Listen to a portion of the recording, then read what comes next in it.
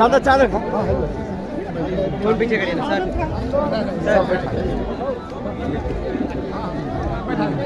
आइए बेटा आप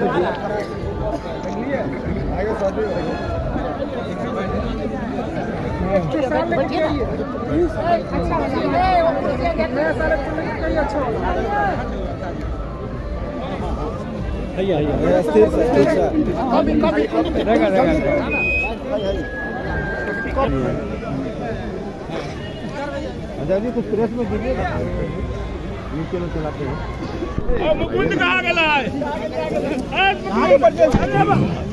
अध्यक्ष ये बताइए कि आपने राहुल जी के द्वारा भारत यात्रा शुरू किया है, इसका मुख्य उद्देश्य क्या है? इसका मुख्य उद्देश्य है राहुल जी ने जो 7 सितंबर से कन्याकुमारी से कश्मीर तक की 3500 की यात्रा जो शुरू की, उसका मकसद है कि इस देश से घृणा और नफरत की राजनीति समाप्त हो, देश में कौमी एकता कायम हो, देश में आपसी भाईचारा और प्रेम और सौहार्द बना रहे, जो हम लोगों के पुरखों का आज़ादी दिलाने का मकसद था।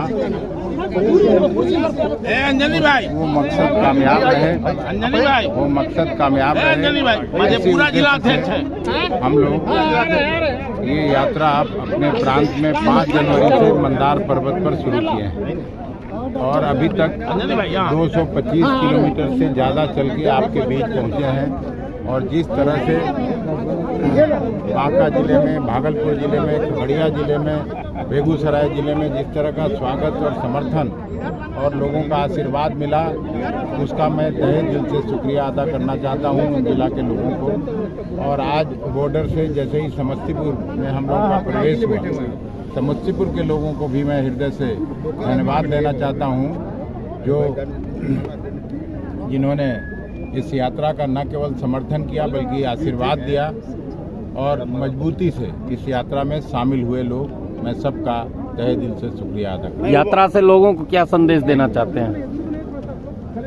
आम लोगों को, आम जन में क्या संदेश जाएगा आपकी तरफ से? नफरत और घृणा की राजनीति समाप्त हो, या तो आप सुन नहीं रहे थे पहले, इसी उद्देश्य से राहुल जी ने यात्रा निकाली। उनका संदेश लेके हम बिहार के गांव-गांव तक पहुंचाने का काम। ये भारत यात्रा में उमड़ती भीड़ से आप कितना मतलब आती है कि आश्वस्त है कि आने वाला समय 2024 में केंद्र में आपकी कांग्रेस की सरकार बनेगी? ये यात्रा राजनीति से प्रेरित नहीं है, लेकिन ये भी साफ है कि जिस तरह की कमर तोड़ महंगाई है, जिस तरह से बेरोजगारी बढ़ी है पूरे देश में, उससे लोग हतोत्साहित हैं और मोदी जी के वादा खिलाफी से भी लोगों में नाराजगी हुई है। तुम क्या पागल ऐसा बात करता है? यात्रा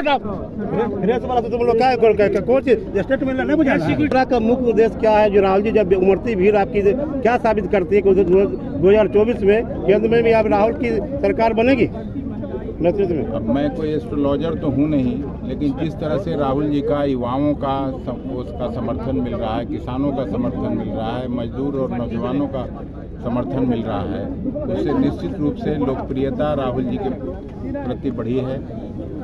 नौजवान लोग उनकी तरफ देख रहे हैं, महिलाएं, माँ बहनें उनकी तरफ देख रही हैं।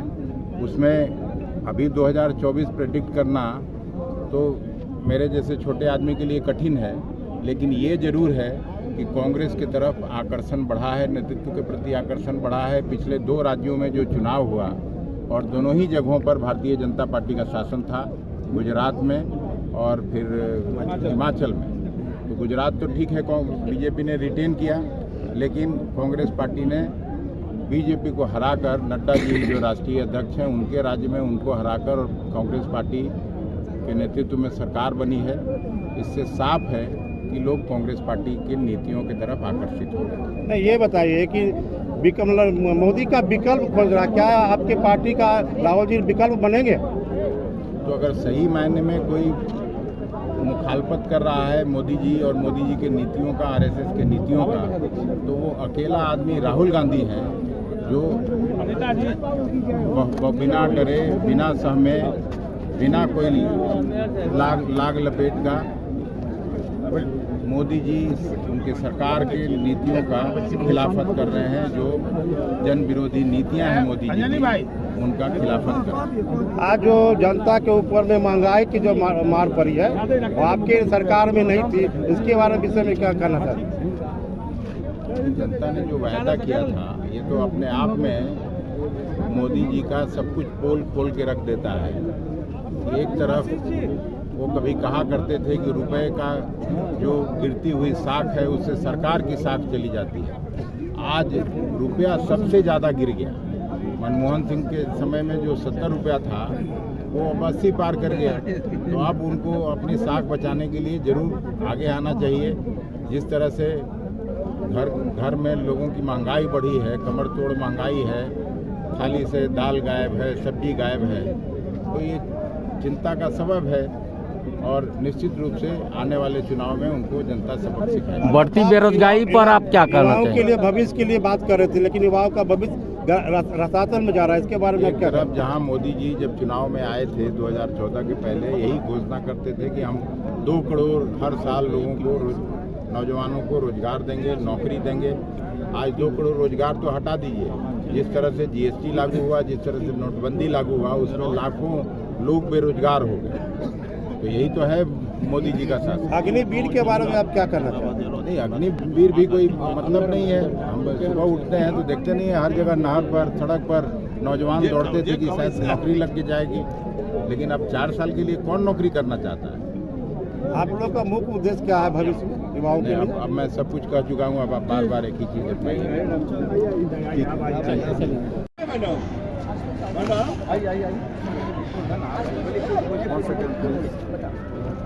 और भारत जोड़ो यात्रा में आप हैं, क्या संदेश देना चाहते हैं, बताइए जरा।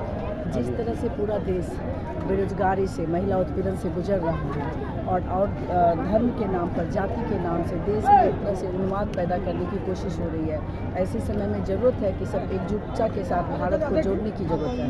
हमारे नेता राहुल गांधी जी लगभग 3200 किलोमीटर से भी ज़्यादा का यात्रा पूरी कर चुके हैं, कन्याकुमारी से कश्मीर तक। यहाँ भी बिहार में भी यात्रा शुरू है। आज मतलब बांका से ये शुरू हुआ था। मल्लिकार्जुन खड़गे जी उस यात्रा में आए थे और झंडे दिखाए थे। बाकी प्रदेश नेतृत्व में सभी सम्मानित नेतागण के नेतृत्व में ये यात्रा कारवां आगे बढ़ रहा है। अभी बेगूसराय जिला से अपना समस्तीपुर पहुँचा है, कल आगे दरभंगा, मधुबनी और पटना तक जाएगा। भारत जोड़ो यात्रा का क्या असर पड़ रहा है देशवासियों पर? आप देखिएगा जिस तरह से भीड़ लोग आ रहे हैं कि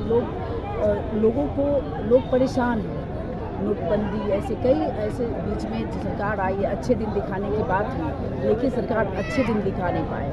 गैस की कीमत देख रहे हैं, महिला परेशान है, उज्ज्वला योजना के नाम पर महिलाओं का मजाक बनाए। आज भी देखिएगा, किसी घर में जाकर के देखिएगा तो आज भी चूल्हे पे खाना बना रही है। तो ऐसे बहुत सारे लोग परेशान हैं और खासकर सबसे ज़्यादा ज़रूरत है धर्म, जाति के नाम पर जो उन्माद फैलाया जा रहा है उसको रोकने की। लोगों को एक दूसरे से जो हमारे पूर्वज इस देश के लिए अपना बलिदान दिए थे, उस गंगा जमुनी संस्कृति को फिर से भारत जोड़ो यात्रा के माध्यम से कायम करना है और यही संदेश लेकर के हम सब आगे बढ़ रहे हैं। क्या लग रहा है ये यात्रा सफल हो जाएगी? ये तो आप बताएं, आप इसको अच्छे से जज कर सकते हैं कि, लेकिन हम लोगों को तो लग रहा है कि जिस तरह से लोग अपनी परेशानी को बता रहे हैं, तो इससे लग रहा है कि लोगों को कहीं ना कहीं लगता है कि आज बहुत परेशान है। जो वर्तमान सरकार है उसको, जो केंद्र में सरकार है उसको बदलना चाहती है। लोग बहुत ही परेशानी से जूझ रहे हैं। आपकी सरकार यदि आ जाती है तो आप क्या करेंगे बेरोजगारी के मुद्दे पर? क्या मतलब आपका आप अभी तो मिशन? आप कहिएगा हम लोग कांग्रेस कभी वादों में विश्वास नहीं करती है। कांग्रेस ने हमेशा करके देखिए, आपने देखा होगा जहाँ जहाँ हमारी सरकार है छत्तीसगढ़ में, जहाँ भी हमने जो भी बोला वो करके दिखाया। तो आप दूसरे आप बिहार की ही बात लीजिए, मैं बेगूसराय जिले से, मैं बेगूसराय में आपको बताइए नए उद्योग धंधे कौन लगाए? जो भी उद्योग धंधे लगे वो कांग्रेस के कार्यकाल में लगा। आप बताइए कि पिछले 10 साल में, 12 साल में क्या क्या हुआ है? आप खुद अपने आप को एक बिहारी होने के नाते जज कर सकते हैं। आप अपने समस्तीपुर जिला को भी जज कर सकते हैं कि आपका पिछले 10-12 साल में आप कहाँ बढ़े, कितनी आपकी चीनी मिल बंद हो गई, उद्योग धंधे चौपट, युवा बेरोजगार है। तो आप समस्याएं आप खुद अपने आप को आप लोगों से मिलिएगा तो आप बताइएगा। लोगों को लोक निभावन वादे करके लेकिन वायदों को झुठला दे रही है। तो ये भारत जोड़ो माध्यम है लोगों को जोड़ने का, लोगों के समस्याओं से अवगत होने का, और ताकि समस्या को भी दूर किया जा सके।